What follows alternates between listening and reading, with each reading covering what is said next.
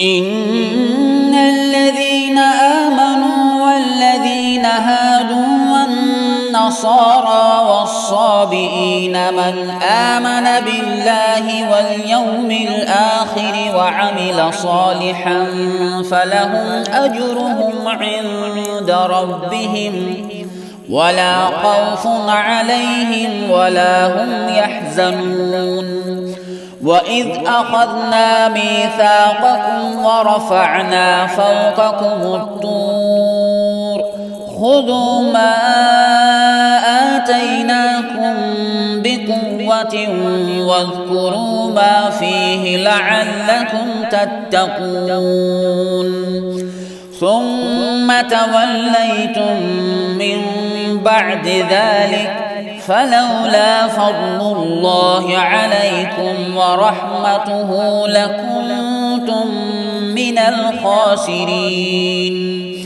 ولقد علمتم الذين اعتدوا منكم في السبت فقلنا لهم كونوا قردة خاسئين فجعلناها نكالا لما بين يديها وما خلفها وموعظة للمتقين.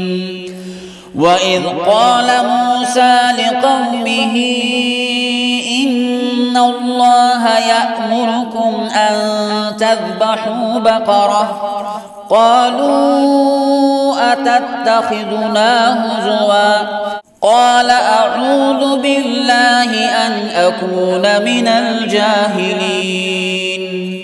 قالوا ادع لنا ربك يبين لنا ما هي قال إنه يقول إنها